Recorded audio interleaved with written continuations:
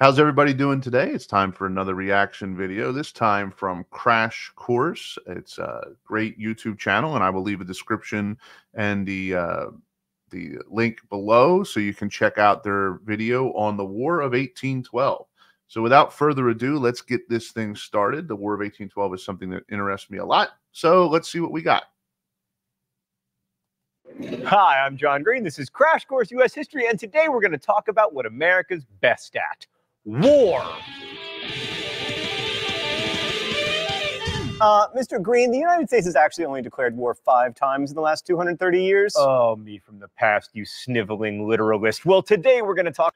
Most people don't know that the United States is actually, we fought a lot of wars, but we've only declared war 5 times, and he is correct. About America's first declared war, the War of 1812, so called because historians are terrible at naming things. I mean, they could have called it the Revolutionary War Part 2, or the Canadian Cataclysm, or the War to Facilitate Future Wars. But no, they just named it after the year it started. I've actually heard it before where they've referred to it as the Second American Revolution.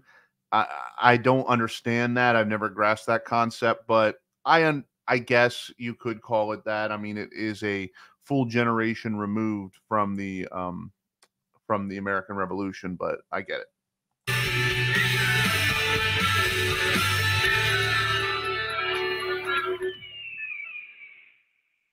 I know this disappoints the military historians among you, but as usual, we're going to spend more time talking about the causes and effects of the war than the actual, killing parts, because ultimately it's the ambiguity of the War of 1812 that makes it so interesting. The reason most often given for the War of 1812 was the British impressment of American sailors, whereby American sailors would be kidnapped and basically forced into British servitude. This is something that you'll hear a lot about the War of 1812.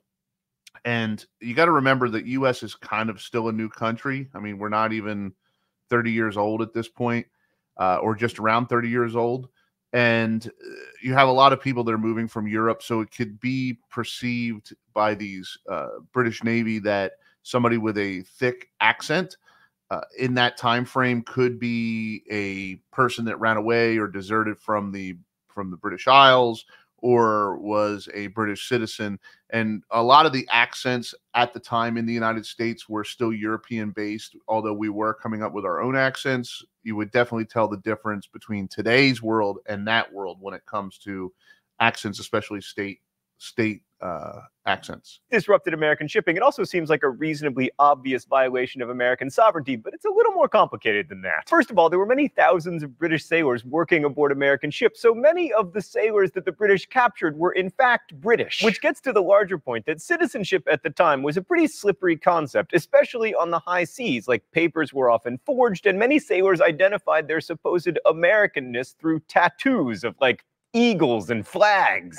And the funny thing is, today tattoos are considered a rite of passage, and a lot of people get them for various reasons, a death, or maybe a liberal thing, they liberalize from a marriage, or they just want to get because they're a cool football player. But back in those days, tattoos were really shunned upon. And as a matter of fact, when I was growing up, the only people that got tattoos were bikers and sailors.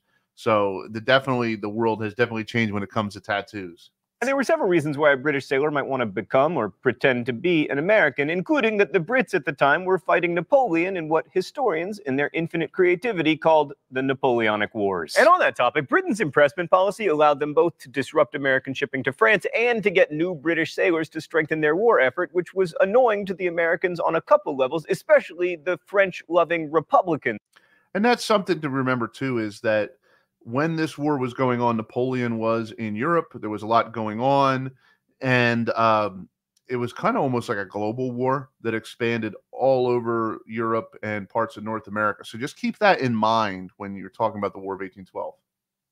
Which is a phrase that you don't hear very often anymore. Another reason often given for the war was America's crazy conspiratorial Anglophobia. There was even a widespread rumor that British agents were buying up Connecticut sheep in order to sabotage the textile industry, lest you worry that America's fascination with conspiracy theories is new. So those pushing for war were known as war hawks, and the most famous among them was Kentucky's Henry Clay. They took the impressment of sailors as an affront to American national honor, but they also complained that Britain's actions were an affront to free trade, by which they meant America's ability to trade with Europeans other than Great Britain. And to be fair, the British were trying to regulate American trade. They even passed the Orders in Council, which required...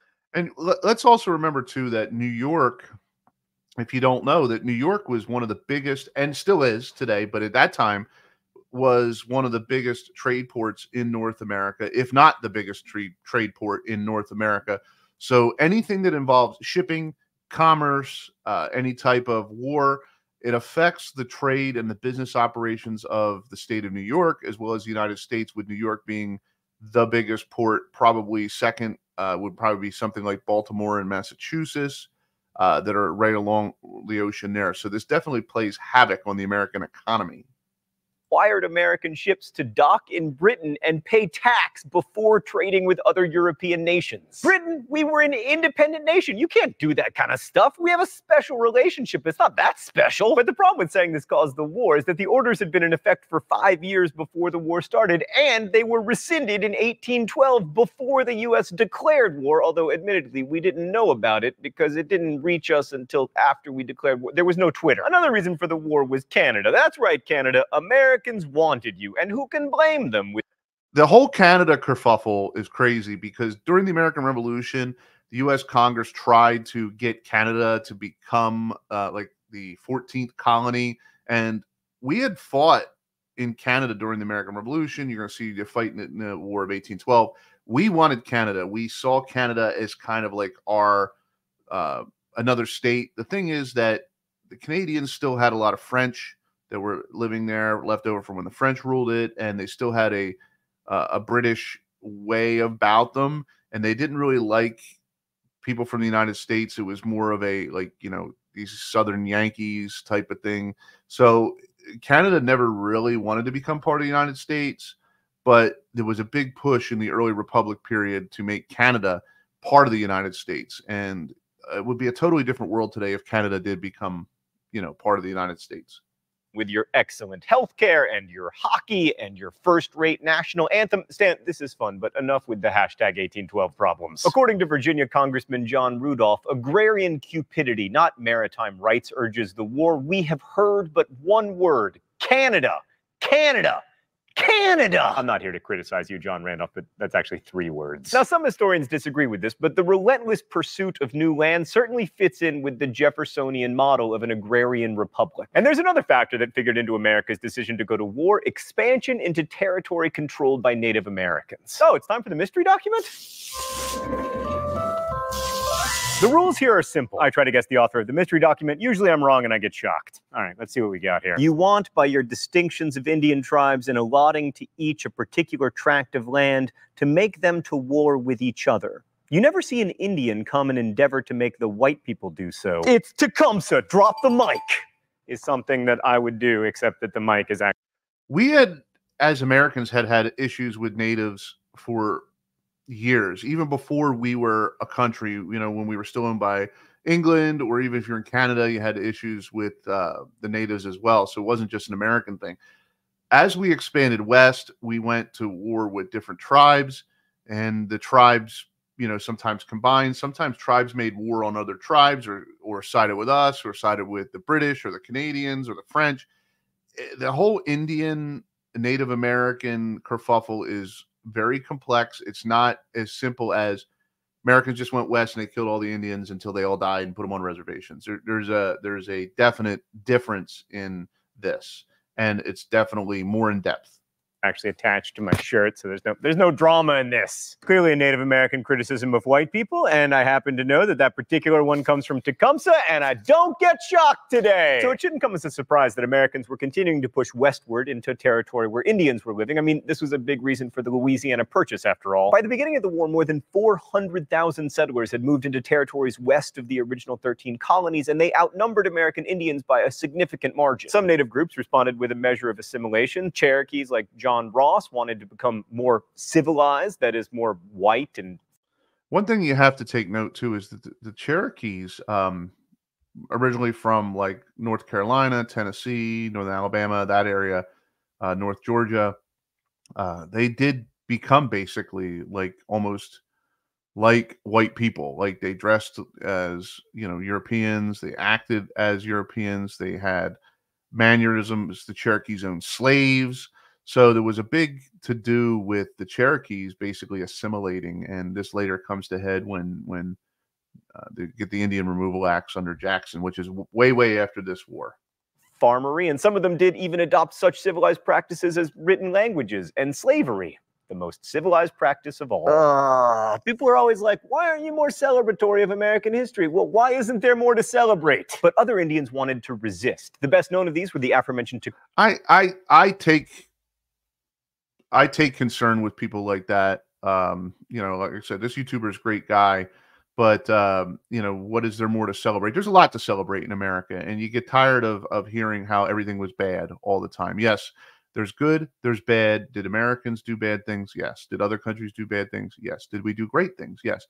So when somebody makes the comment, there's not anything to celebrate as an American, I find offense in that. There's a lot to celebrate as an American. Tecumseh and his brother Stan, can you just put on the screen?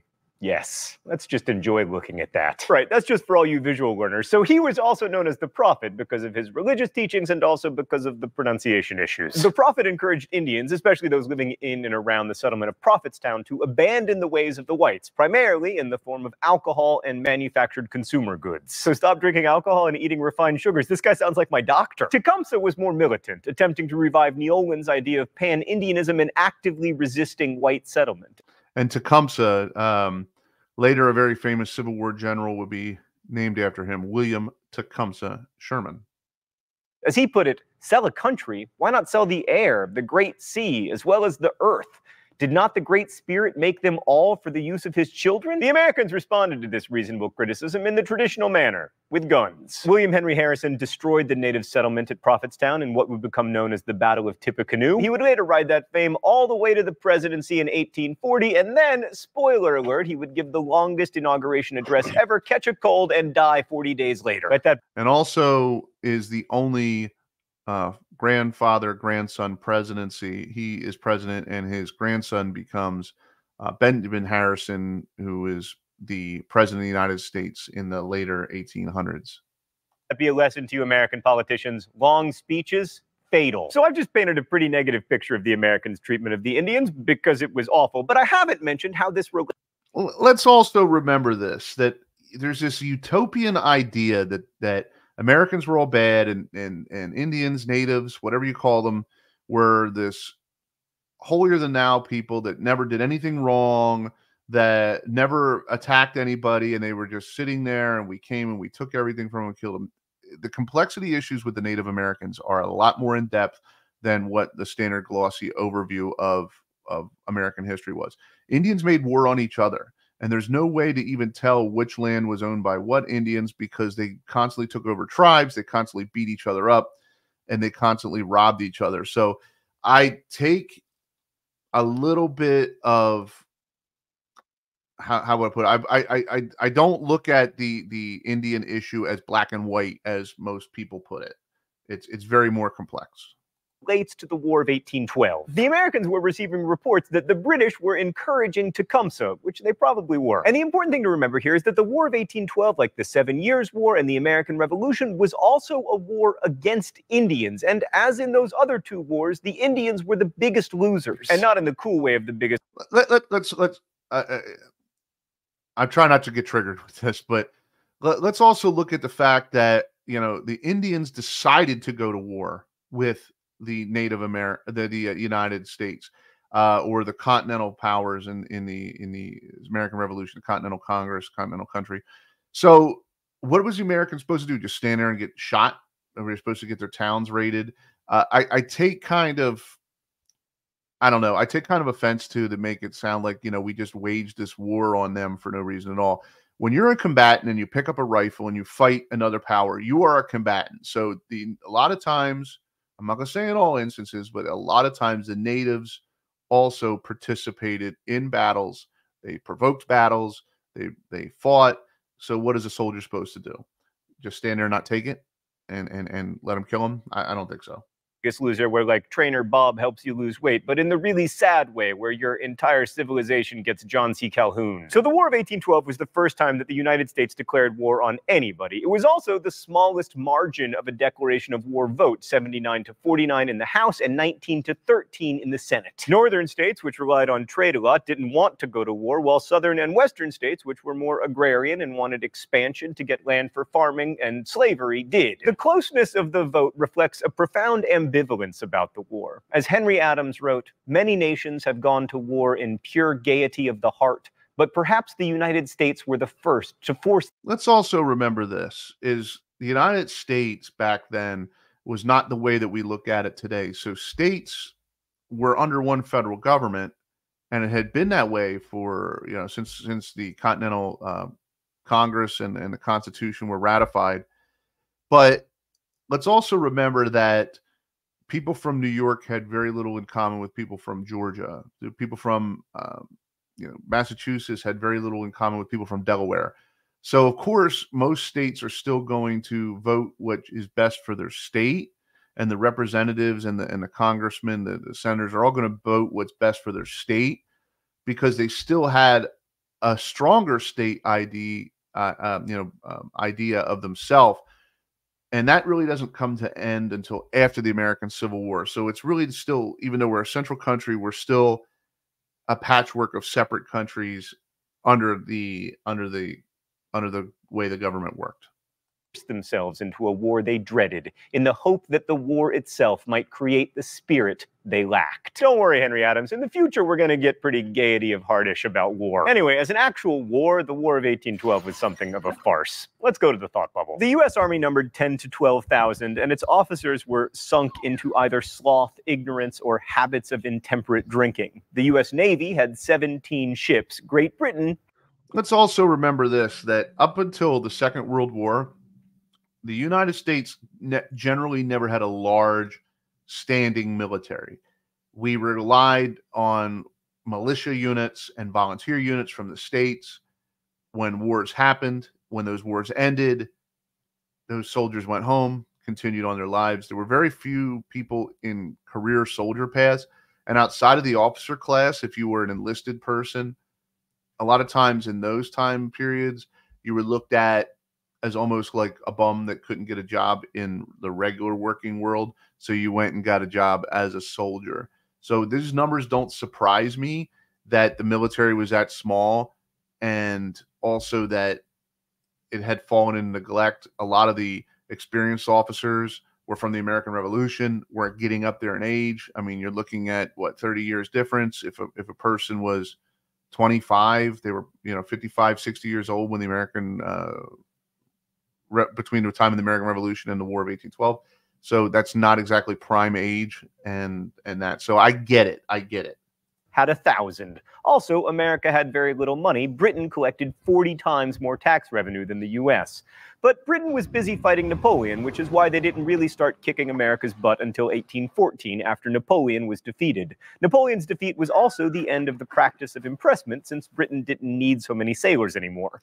Initially, much of the war consisted of America's attempts to take Canada, which any map will show you went smashingly. Americans were confident that the Canadians would rush to join the U.S. When marching from Detroit, General William Hull informed the Canadians that, quote, "You will be emancipated from tyranny and oppression and restored to the dignified station of free men." And the Canadian situation in the United States is like I said earlier, is very much in depth. There's more in depth than just we're trying to take over Canada.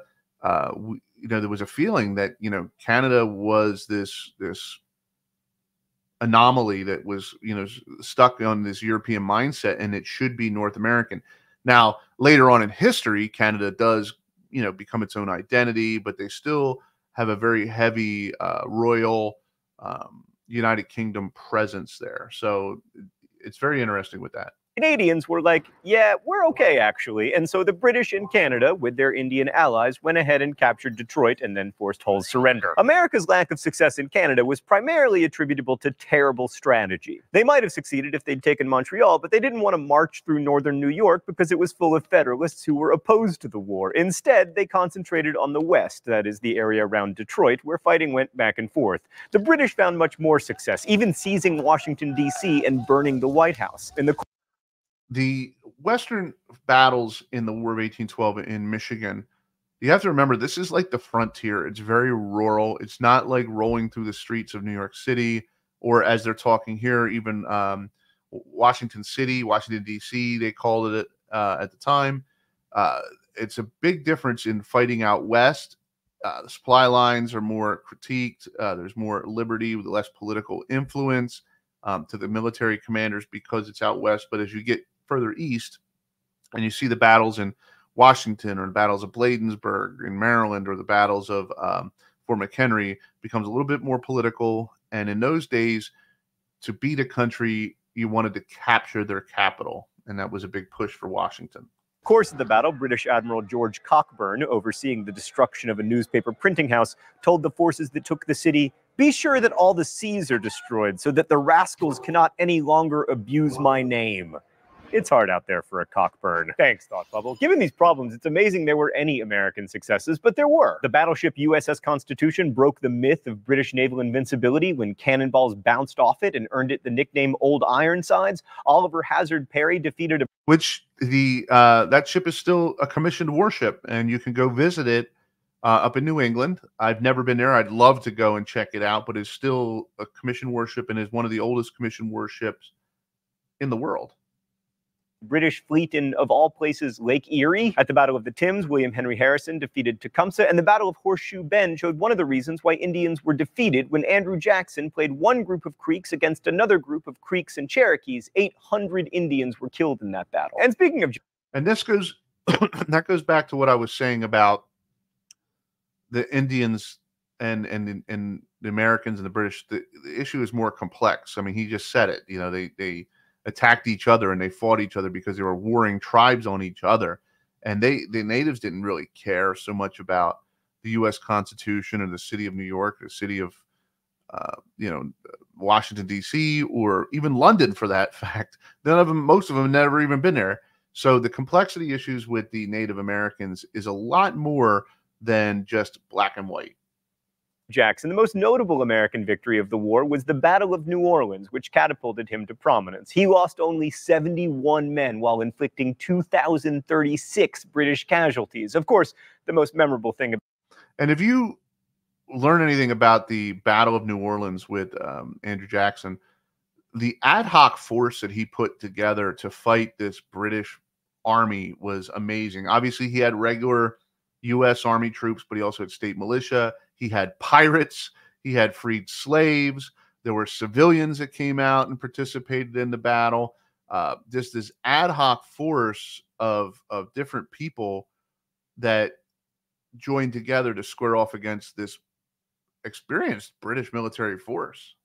About the battle was that it took place 2 weeks after the peace treaty ending the war had been signed. But hey, that's not Jackson's fault. Again, no Twitter, hashtag 1815 problems. The Treaty of Ghent, which ended the war, proved just how necessary the war had been. Not at all. No territory changed hands. When negotiations started in August 1814, the British asked for northern Maine, demilitarization of the Great Lakes, and some territory to create an independent nation for the Indians in the Northwest. But none of that happened. Not because the U.S. was in a particularly good negotiating position, but because it would have been awkward for Great Britain to carve out pieces of the U.S. and then tell Russia and Prussia that they couldn't take pieces of Europe for themselves to celebrate their victory in the Napoleonic Wars. There were no provisions in the treaty about impressment or free trade, and basically the treaty returned everything to the status quo. So neither the U.S. nor Britain actually won, but the Indians who suffered. And that's another interesting thing too, is that, if you study the War of 1812, most of the causes that the U.S. went to war with the United Kingdom, Great Britain, in 1812 were not present when that war ended. So very little changes. There are some different things that change, but nothing of any great magnitude, because the initial issues were mostly all gone prior to the war even ending. Suffered significant casualties and gave up even more territory, definitely lost. So with a treaty like that, the war must have had a negligible impact on American history, right? Except no, the War of 1812 confirmed that the U.S. would exist. Britain would never invade America again until 1961. I mean, the U.S. were good customers, and Great Britain was happy to let them trade as long as that trade wasn't helping a French dictator. The war launched Andrew Jackson's career and solidified the settlement and conquest of land east of the Mississippi River, and our lack of success in Canada reinforced Canadian nationalism while also ensuring that instead of becoming one great nation, we would forever be Canada's pants. The war also spelled the end of the Federalist Party, which tried in 1815 with the Hartford Convention to change the Constitution. In retrospect, the Hartford Convention proposals actually look pretty reasonable. They wanted to eliminate the clause wherein black people were counted as 3/5 of a human and require a 2/3. That was never going to happen. That was never going to happen in this time frame. You're just not. It's not going to work. They can recommend it. They can bring it out and say they want to ratify the Constitution when it comes to that, but that would have drove us close to civil war, which eventually it did. But at that point, the country's too new. It is a generation removed from the American Revolution, and the suggestion of ending one state's way of life that early in the Republic history, it just wasn't going to happen. Congressional majority to declare war, but because they had their convention right before Jackson's victory at New Orleans, they only came off looking unpatriotic and out of touch, as the elite so often do. It's hard to argue that Americans really won the War of 1812, but we felt like we won, and nothing unleashes national pride like war. And that's a funny thing too. If you talk to people from Canada today, Canadians always say, well, we beat you guys in the War of 1812. And the Americans will always say, no, we beat you in the War of 1812. Canadians and even the people from the United Kingdom believe that they won the War of 1812. Americans believe they won the War of 1812. But the funny thing is, if you ask most people, take away Francis Scott Key and the Star Spangled Banner at Fort McHenry or the burning of Washington, D.C., you take away those two major issues, and even I would argue that the burning of Washington, D.C., even some people don't know about that. Most people can't even name a battle in the War of 1812, let alone a general who was president, any major happenings in the War of 1812. It's largely forgotten today. It's not something studied by most people. There are historians who specialize in it, but it is not something that the mainstream population studies to any great length. Or winning. The nationalistic fervor that emerged in the early 19th century was, like most things, good news for some and bad news for others. But what's important to remember, regardless of whether you're an American, is that after 1812, the United States saw itself not just as an independent nation, but as a big player on the world stage. For better and for worse, that's a gig we've held on to. And no matter how you feel about America's international interventions, you need to remember it didn't begin in Afghanistan or even Europe. It started with freaking Canada. Thanks for watching. I'll see you next week. Crash Course is produced and directed by Stan Mower. The script supervisor is... Well, if you like what you saw, make sure to like, share, and subscribe. And head on over to Crash Course, subscribe to their stuff. And while I don't agree with a lot of the stuff he did have to say, it is well thought out, well written, and well informed. And he does do a great job with their video content. So make sure to go there and support their channel as well. And make sure to support our channel. And like, share, and subscribe, and help us build this thing so we can do more reaction videos. We're also going to be looking at doing some original content. So, yeah, we will talk to you next time.